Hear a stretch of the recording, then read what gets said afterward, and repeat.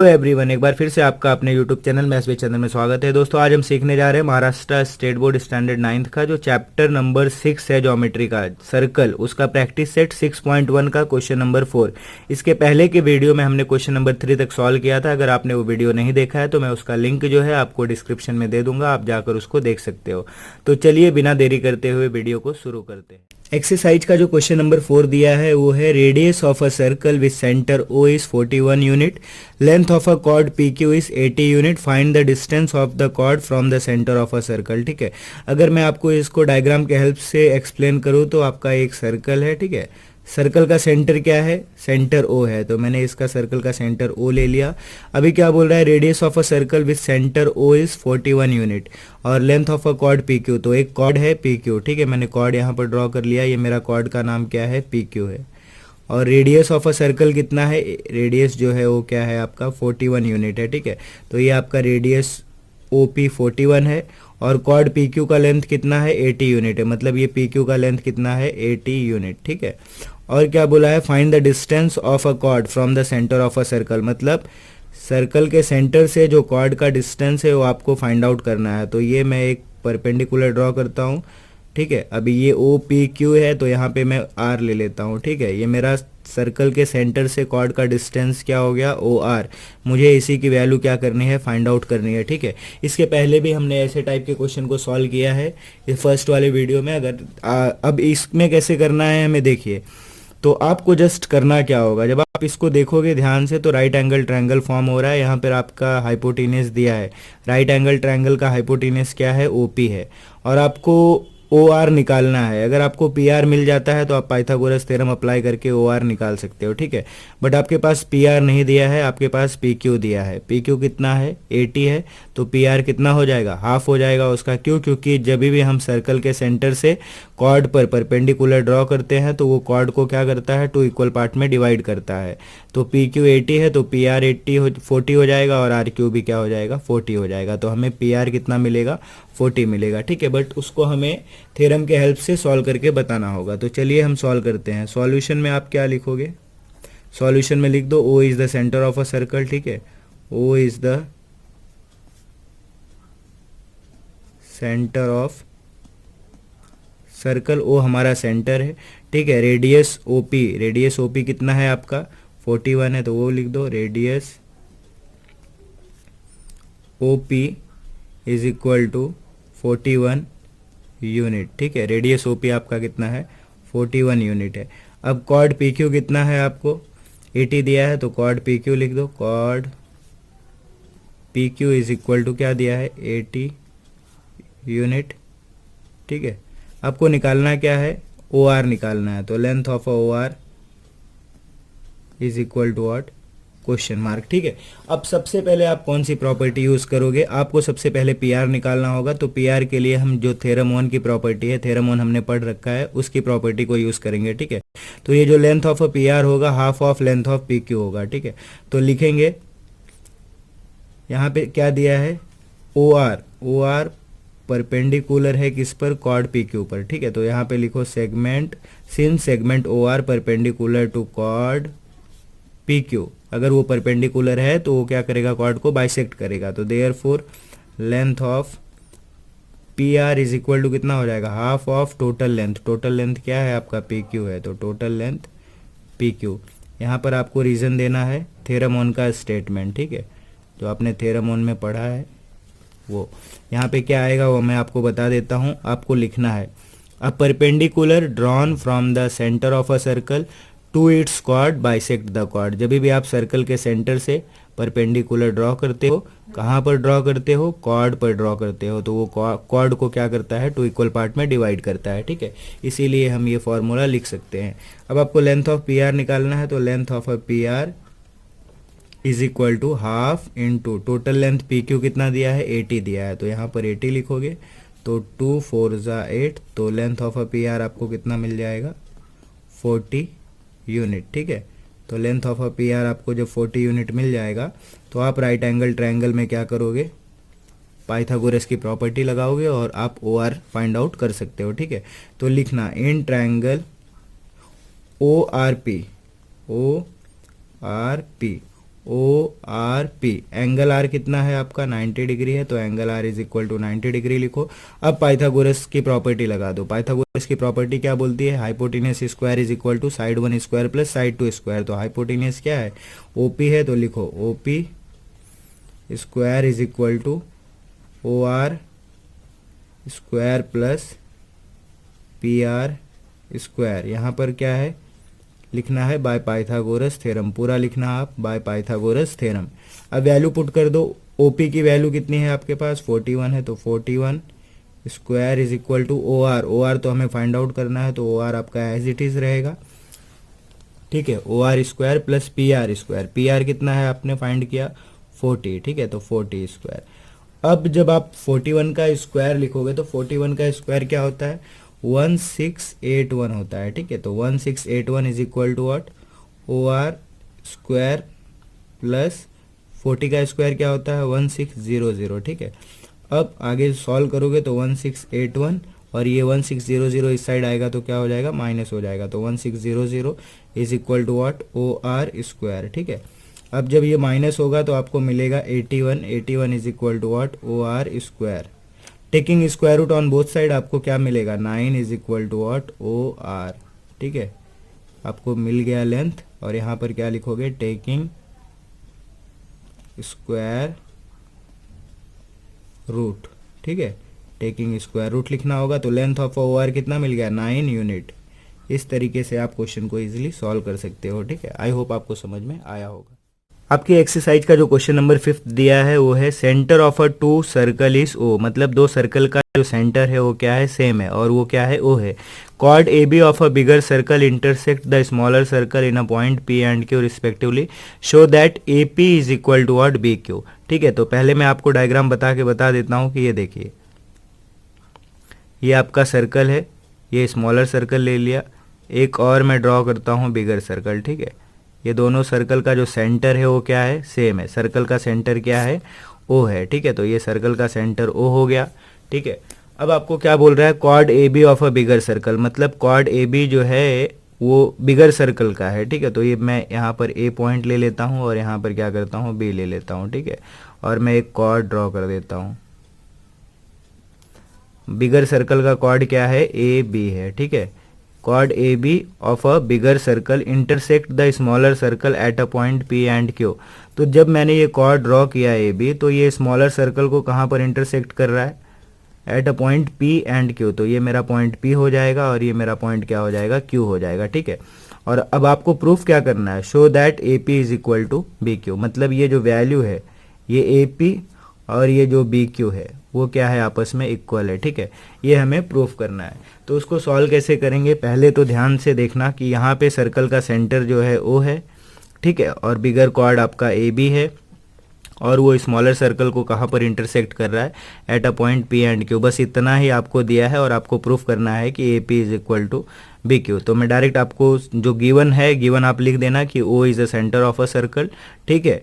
Cord A B is a A B is a chord of bigger circle, ठीक है। Intersect smaller circle at a point P and Q respectively, ये given में आ जाएगा, ठीक है। तो गिवन आपका क्या होगा, O is the centre of a circle, O is the centre of circle, ठीक है। A B is a chord of a bigger circle, ठीक है। Chord A B intersect, chord A B intersect smaller circle at point P and Q, ठीक है। अब हमने क्या लिखा, O is the centre of a circle, chord A B intersect smaller circle at a point P and Q, ठीक है, ये लिख दिया। अब आपको प्रूफ क्या करना है, टू प्रूफ में क्या आएगा आपका, टू प्रूफ दैट में कि A P equal to what B Q, ठीक है, ये आपको प्रूफ करना है। चलिए अब हम प्रूफ सॉल्व करते हैं, ठीक है। प्रूफ कैसे होगा वो देखते हैं। तो प्रूफ में सबसे पहले आपको एक कंस्ट्रक्शन करना पड़ेगा। कंस्ट्रक्शन क्या करना पड़ेगा कि आपको एक परपेंडिकुलर ड्रॉ करना पड़ेगा कॉर्ड ए बी पर, ठीक है। तो ये परपेंडिकुलर मैं ड्रॉ कर लेता हूँ एम, ठीक है। क्या करना पड़ेगा प्रूफ में, सबसे पहले कंस्ट्रक्शन करना पड़ेगा। कंस्ट्रक्शन कहाँ से करोगे, सर्कल के सेंटर ओ से कॉर्ड ए बी पर एक परपेंडिकुलर ड्रॉ करोगे, ठीक है, और वो आपका क्या होगा, ओ एम होगा, ठीक है। तो कंस्ट्रक्शन में क्या आएगा, draw segment O M perpendicular, O M किस पर परपेंडिकुलर है, बड़े वाले कॉर्ड पर, ठीक है। बड़ा कॉर्ड क्या है, कॉर्ड ए बी, तो कॉर्ड ए बी, यहाँ पर आप क्या लिख दोगे, कंस्ट्रक्शन, ठीक है, कंस्ट्रक्शन है ये आपका। अब ये आपने बता दिया, ठीक है। अब आप ध्यान से देखो, स्मॉलर सर्कल में जब आप देखोगे तो ये ओ एम परपेंडिकुलर किस पर होगा, बिगर सर्कल में नो डाउट, बिगर सर्कल में आपका क्या है, O M perpendicular to A B है, कॉर्ड ए बी पर है। बट स्मॉलर सर्कल में अगर आप देखोगे तो आपका कॉर्ड क्या है, पी क्यू कॉर्ड है, और स्मॉलर सर्कल में जो ओ एम है वो किस पर परपेंडिकुलर है, कॉर्ड पी क्यू पर परपेंडिकुलर, ठीक है। तो आप यहाँ पर लिखोगे इन स्मॉलर सर्कल, ठीक है, इन स्मॉलर सर्कल में क्या आएगा, सेगमेंट ओ एम किस पर परपेंडिकुलर है, कॉर्ड पी क्यू पर है, तो segment O M perpendicular to chord A B, ठीक है। ये आपका कहाँ से आया, बाय कंस्ट्रक्शन, ठीक है। तो यहाँ पर लिखना बाय कंस्ट्रक्शन, हमने कंस्ट्रक्शन किया इसलिए हम बोल पा रहे हैं कि सेगमेंट ओ एम जो है वो परपेंडिकुलर है किस पर, कॉर्ड ए बी मत लेना क्योंकि कॉर्ड पी क्यू लेना है, यहाँ पर आपका पी क्यू आएगा, ठीक है, ये पी क्यू है क्योंकि हम स्मॉलर सर्कल की बात करें, स्मॉलर सर्कल में आपका कॉर्ड क्या है, पी क्यू है, ठीक है। अगर ये परपेंडिकुलर है कॉर्ड पी क्यू पर तो ये पी एम और एम क्यू क्या हो जाएगा, इक्वल हो जाएगा, हमने थ्योरम 1 पढ़ रखा है, ठीक है। तो लिख सकते हैं therefore P M is equal to M Q, और आपको इसको इक्वेशन नंबर 1 देना है। यहाँ पर क्यों हमने लिखा P M is equal to M Q, क्योंकि हमें पता है कि perpendicular drawn from the centre of a circle to the chord bisect the chord, मतलब ये जो थ्योरम 1 का स्टेटमेंट है वो यहाँ पर लिखना है, ठीक है। A perpendicular drawn from the centre of a circle to its chord bisect the chord, मतलब जब भी आप सर्कल के सेंटर से कॉर्ड पर परपेंडिकुलर ड्रॉ करते हो तो वो जो परपेंडिकुलर है वो कॉर्ड को क्या करता है, 2 इक्वल पार्ट में डिवाइड करता है। तो P M is equal to M Q हो गया, ठीक है। अब स्मॉलर सर्कल की बात कंप्लीट हुई, अब आ जाते हैं बिगर सर्कल में, ठीक है। तो यहाँ पे लिखेंगे इन द बिगर सर्कल, ठीक है, इन द बिगर सर्कल। अब बिगर सर्कल में अगेन ओ एम किस पर परपेंडिकुलर होगा, कॉर्ड ए बी पर परपेंडिकुलर होगा। बिगर सर्कल आपका ये है और कॉर्ड क्या है, ए बी है। अब ओ एम तो परपेंडिकुलर है बट वो किस पर है इस बार, कॉर्ड ए बी पर। तो यहाँ पर लिखोगे segment O M perpendicular to chord A B, ठीक है। ये भी क्या कैसे बोल रहे हो आप, बाय कंस्ट्रक्शन, क्योंकि आपने कंस्ट्रक्शन किया इसलिए आप बोल पा रहे हो कि सेगमेंट ओ एम जो है वो परपेंडिकुलर है कॉर्ड ए बी पर, ठीक है। अब जब ओ एम परपेंडिकुलर है कॉर्ड ए बी पर तो देखिए जब भी परपेंडिकुलर होता है तो ये देखो ए एम और एम बी क्या हो जाएगा, इक्वल हो जाएगा। जैसे स्मॉलर सर्कल में ओ एम परपेंडिकुलर था पी क्यू पर तो ये पी एम और एम क्यू इक्वल हो गया, वैसे बिगर सर्कल में ओ एम परपेंडिकुलर है ए बी पर तो ए एम और एम बी क्या हो जाएगा, आपस में इक्वल हो जाएगा बाय थ्योरम 1, ठीक है। तो यहाँ पर लिख सकते हैं therefore A M is equal to M B, ठीक है। अगेन ये आपका क्या हो जाएगा, बाय थ्योरम 1, ठीक है। यहाँ पे आपको थ्योरम 1 का स्टेटमेंट लिखना है, स्टेटमेंट वही है, a perpendicular drawn from the centre of a circle to its chord bisect the chord, यहाँ पर आपको ये स्टेटमेंट लिखना है, ठीक है। अब अगर आप देखोगे ध्यान से तो ए एम और एम बी, ए एम और एम बी में भी एक पॉइंट आ रहा है पी और एक पॉइंट आ रहा है क्यू, और ये सारे कोलिनियर पॉइंट है। ए एम को मैं लिख सकता हूँ A P plus P M, और एम बी को क्या लिख सकता हूँ, M Q plus Q B, क्यों, क्योंकि ये सारे कोलिनियर पॉइंट है, ठीक है। जब आप ए पी और पी एम को ऐड करोगे तब जाके आपको टोटल वैल्यू ए एम मिलती है, जब आप एम क्यू और क्यू बी को ऐड करोगे तब जाके आपको टोटल लेंथ मिलता है एम बी।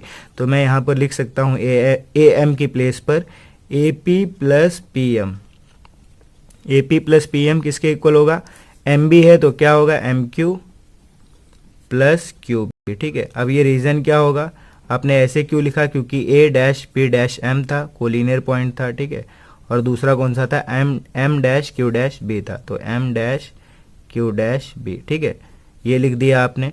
अब आपको प्रूफ क्या करना है, ध्यान से देखो, ए पी और बी क्यू। तो यहाँ पे देखो हमारे पास ए पी भी है और हमारे पास बी क्यू भी है। हमें ये पी एम और एम क्यू को क्या करना है, कैंसिल करना है। तो अगर आप ध्यान से इक्वेशन 1 को देखोगे तो पी एम और एम क्यू की वैल्यू तो आपस में इक्वल है, तो हम क्या करेंगे, पी एम की प्लेस पर क्या लिख देंगे, इक्वेशन 1 से एम क्यू लिख देंगे। ठीक है, क्योंकि वो दोनों आपस में इक्वल है तो हम लिख सकते हैं ए पी प्लस, अब पी एम की प्लेस पर मैं क्या लिखूंगा, इक्वेशन 1 से एम क्यू लिखूंगा। तो पी एम की जगह पे एम क्यू लिखा और बाकी का एज इट इज़ लिखोगे M Q plus Q B. ठीक है, अब ये एम क्यू और एम क्यू कैंसिल हो जाएगा। ठीक है, तो ये क्या मिलेगा आपको, A P is equal to Q B. ये कैंसिल क्यों हुआ, क्योंकि जब आप इसको इस साइड लेके आते हैं तो ये माइनस हो जाता है और same number opposite sign cancel होते हैं। ठीक है, हमने अलजेब्रा में पढ़ रखा है। तो ये A P is equal to क्या आ गया, क्यू बी आ गया। ठीक है, यहीं पर जो है आपका थ्योरम कंप्लीट, सॉरी आपका जो प्रूफ है वो कंप्लीट होता है। इस तरीके से आप प्रूफ को इजीली सॉल्व कर सकते हो। आज का जो लास्ट क्वेश्चन है, क्वेश्चन नंबर 6, चलिए वो सॉल्व करते हैं। क्वेश्चन दिया है आपको, if a diameter of a circle bisect two chord of a circle then those two chords are parallel to each other. ठीक है, मतलब यहाँ पर दिया है कि आपके पास एक सर्कल है और डायमीटर क्या कर रहा है, सर्कल के टू कॉर्ड को बाइसेक्ट कर रहा है। मतलब जब आप डायमीटर ड्रॉ करोगे तो वो कॉर्ड को क्या करता है, टू इक्वल पार्ट में डिवाइड करता है। और आपको प्रूफ क्या करना है कि जो दोनों कॉर्ड हैं वो क्या है, पैरेलल टू ईच अदर है। ठीक है, तो चलिए इसको हम पहले डायग्राम के हेल्प से समझते हैं। क्या आपके पास एक सर्कल दिया है, ठीक है, मान लो ये सर्कल है मेरा। ठीक है, डायग्राम थोड़ा सा अच्छा नहीं बना है, फिर भी आप चीज़ों को समझो। ठीक है, वो समझना ज़्यादा ज़रूरी है। तो ये आपका सर्कल है। ठीक है, अब सर्कल का सेंटर क्या है, मैं ले लेता हूँ ओ। ठीक है, अब आपको दो कॉर्ड बनाना है, तो मैंने दो कॉर्ड बना दिया। यहाँ पे दो कॉर्ड क्यों बना रहा हूँ, क्योंकि यहाँ पे बोला है डायमीटर जो है वो टू कॉर्ड को बाइसेक्ट करता है, तो दो कॉर्ड हो गया। और एक डायमीटर बना लेता हूँ, तो ये मेरा देखिए डायमीटर हो गया। ठीक है ये आपका क्या है, कॉर्ड है दो और ये डायमीटर है। ठीक है, अब ये मैं ए बी कॉर्ड ले लेता हूँ पहला, और दूसरा कॉर्ड क्या ले लेता हूँ, डी सी ले लेता हूँ। ठीक है, ये ए बी कॉर्ड हो गया और डी सी कॉर्ड हो गया। सर्कल का सेंटर ओ ले लिया है मैंने। ठीक है, अब यहाँ पर एक पॉइंट क्या आ जाएगा आपका, ये पॉइंट कहाँ पर इंटरसेक्ट कर रहे हैं, कॉर्ड को इंटरसेक्ट कर रहे हैं eight a point P and Q ले लेता हूँ। ठीक है, ये मेरा पॉइंट क्या हो गया, पी हो गया, और ये मेरा पॉइंट क्या हो गया, क्यू हो गया। ठीक है, आई होप आपको समझ में आया होगा। एक बार मैं वापस रिपीट करता हूँ कि आपके पास एक सर्कल दिया गया है, सर्कल का सेंटर हमने ओ ले लिया है। अब क्वेश्चन में क्या बोला है कि जो डायमीटर है वो सर्कल के दोनों कॉर्ड को बाइसेक्ट करता है। तो ये देखिए हमने पहले दो कॉर्ड बना लिया, कॉर्ड ए बी और कॉर्ड सी डी। ठीक है, कॉर्ड ए बी और कॉर्ड सी डी बना लिया। अब वो सर्कल एक डायमीटर ड्रॉ किया, जब हमने डायमीटर ड्रॉ किया तो देखिए कॉर्ड को क्या कर रहा है, बाइसेक्ट कर रहा है। मतलब ये लेंथ और ये लेंथ क्या है, इक्वल है, और ये लेंथ और ये लेंथ आपस में क्या है, इक्वल है। ये तो आपको दिया गया है। अब आपको प्रूफ क्या करना है, प्रूफ ये करना है कि ये जो सी डी है और ये जो ए बी है वो क्या है, आपस में पैरेलल हैं। ठीक है, तो ये कैसे प्रूफ करेंगे, चलिए वो सॉल्व करते हैं। ठीक है, और वो देखते हैं, बहुत ही सिंपल है, ज़्यादा डिफिकल्ट नहीं है, थोड़ी सी प्रॉपर्टी का यूज़ करना है। ठीक है, तो सबसे पहले गिवन लिखना होगा। गिवन में आपका क्या आएगा, O is the centre of a circle, O is the centre of circle. ठीक है, O is the centre of a circle होगा। अब देखिए यहाँ पे हमने डायमीटर का नाम नहीं दिया है, डायमीटर का नाम हम ले लेते हैं एक्स और वाई। ये हमारा डायमीटर एक्स है और ये हमारा डायमीटर वाई है। ठीक है, तो डायमीटर का नाम एक्स और वाई ले लिया। अब डायमीटर जो है वो कॉर्ड को कहाँ पर इंटरसेक्ट कर रहा है, eight a point P and Q. ठीक है, तो यहाँ पर लिखेंगे डायमीटर एक्स वाई इंटरसेक्ट्स, ठीक है, intersect chord A B and C D at a point, कहाँ पर इंटरसेक्ट कर रहा है, ए बी को पी पर कर रहा है और सी डी को कहाँ पर कर रहा है, क्यू पर कर रहा है। तो eight a point P and Q respectively. ठीक है, ये आप लिख लेना रिस्पेक्टिवली। ठीक है, और क्या दिया है, यहाँ पे दिया है कि diameter of a chord bisect two chord. जब आप डायमीटर ड्रॉ करते हो कॉर्ड दो पार्ट में इक्वल हो जाता है। तो क्या दिया है, ए पी और पी बी इक्वल दिया है और डी क्यू और क्यू सी इक्वल दिया है। तो यहाँ पर लिखोगे A P equal to P B and D Q equal to Q C. ठीक है, ये आपको गिवन दिया है। अब आपको प्रूफ क्या करना है, आपको टू प्रूफ में क्या आएगा, टू प्रूफ में आपको chord A B parallel to chord C D बताना है। तो chord A B parallel to chord C D. ठीक है, कॉर्ड सी डी, ये आपको प्रूफ करना है। ठीक है, अब प्रूफ चलिए सॉल्व करते हैं, ठीक है। प्रूफ कैसे होगा वो देखते हैं। अब सबसे पहले हम क्या करेंगे, देखिए ये जो हमें ए पी और पी बी इक्वल दिया है इसी का यूज़ करेंगे और डी क्यू और डी सी क्यू सी का यूज़ करेंगे और हम प्रूफ को इजीली सॉल्व कर लेंगे, ठीक है। तो सबसे पहले हम लिखते हैं कि A P equal to P B, ये आपका क्या है, गिवन है, ठीक है। अगर ए पी और पी बी इक्वल है तो पी हमारा क्या होगा, हम बोल सकते हैं पी हमारा मिड पॉइंट होगा। तो लिखेंगे therefore P is mid point of A B. और अगर P हमारा मिड पॉइंट होगा ए बी का तो हम बोल सकते हैं कि O P perpendicular to A B. क्यों, क्योंकि हमने थ्योरम पढ़ा है a segment joining the centre of a circle to mid point of chord bisect the chord, ठीक है। मतलब क्या, अ सेगमेंट ज्वाइनिंग द, एक सेगमेंट ऐसा होगा जो सर्कल के सेंटर को और कॉर्ड के मिड पॉइंट को ज्वाइन करता है, तो वो जो सेगमेंट होता है ऑलवेज क्या होता है, परपेंडिकुलर होता है। वो हमने थ्योरम 2 में पढ़ा था, ठीक है। तो यहाँ पे हमने पहले क्या बताया, पी मिड पॉइंट बता दिया। तो पी मिड पॉइंट है तो ये देखिए ओपी क्या होगा, ओपी आपका परपेंडिकुलर होगा। क्यों, क्योंकि जो सेगमेंट ओ है, सेगमेंट ओपी है, वो सर्कल के सेंटर से पास हो रहा है और कॉर्ड के मिड पॉइंट को टच कर रहा है, तो इसलिए वो क्या हो जाएगा, परपेंडिकुलर हो जाएगा। तो इसलिए हम यहाँ पर लिखेंगे therefore OP perpendicular to chord A B. यहाँ पे रीजन क्या होगा, a segment joining the centre of a circle and mid point of its chord is perpendicular to the chord, perpendicular to the chord, ठीक है, ठीक है। ये reason लिखना है आपको, ये थ्योरम 2 हमने पढ़ा है, ये रीजन आपको लिखना है, ठीक है। तो अगर ये OP perpendicular to chord AB है, तो OP perpendicular to chord AB है, तो एंगल OPB क्या होगा, 90 होगा, और एंगल OPA भी क्या होगा, 90 होगा। तो हम लिख दे यहाँ पे देयरफॉर एंगल, हमें कोई एक एंगल को 90 लिखना है, तो हम ये एंगल कंसिडर करते हैं एंगल OPA। तो एंगल OPB, एंगल OPB क्या होगा आपका, 90 डिग्री होगा। ये आपको इक्वेशन 1 देना है, ठीक है। अब सिमिलरली इसी तरीके से हमें ये DQ और QC के लिए भी प्रूफ करना है। तो फिर लिखेंगे DQ, ठीक है। तो लिखेंगे DQ इक्वल टू QC, ये भी आपका क्या है, गिवन है।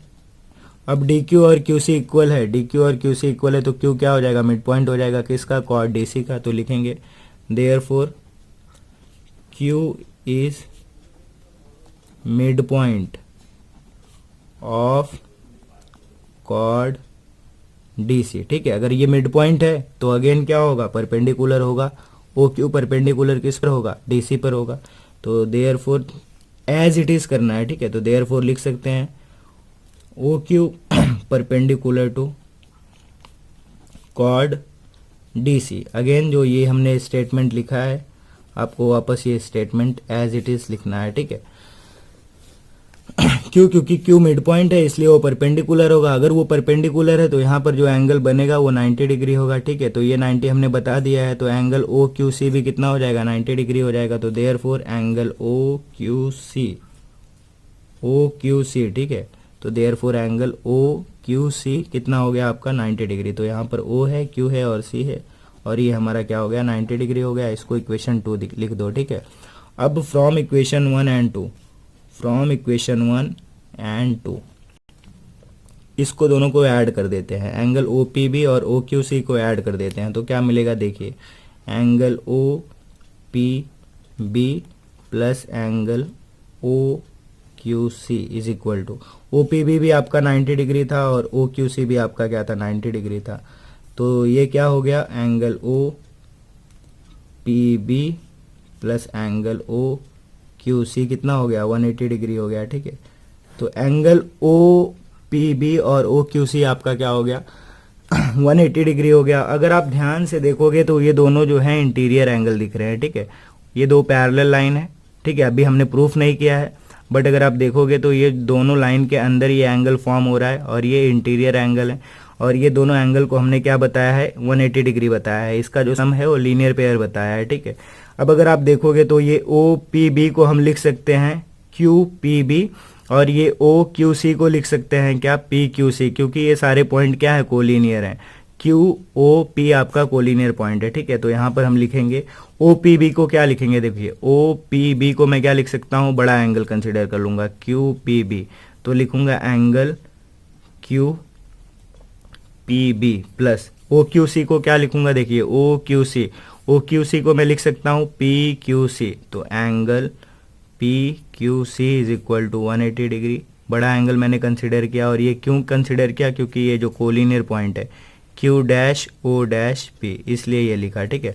अब अगर आप ये इंटीरियर एंगल्स को, अगर किसी भी दो लाइंस के अंदर के एंगल्स को आप 180 डिग्री बता देते हो, उसके सम को आप 180 डिग्री बता देते हो, तो जिस लाइन पर वो दो एंगल फॉर्म हो रहा है वो दो लाइंस क्या होती हैं, पैरेलल लाइन होती हैं।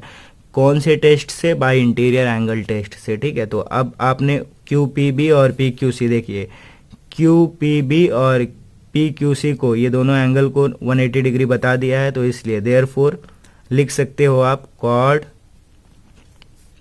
ए बी और code D C, code A B parallel to code D C, ठीक है, कॉड डी सी। रीजन क्या होगा, बाय इंटीरियर एंगल टेस्ट, ठीक है, बाय इंटीरियर एंगल टेस्ट। थोड़ा सा डिफ़िकल्ट नहीं बोलूँगा, थोड़ा सा लेंदी है, थोड़ा सा प्रॉपर्टी का यूज़ किया गया है। अगर आप बहुत ध्यान से करोगे एक या दो बार, तो ये ऐसे भी क्वेश्चन आप इजीली सॉल्व कर सकते हो। आई होप आपको समझ में आया होगा।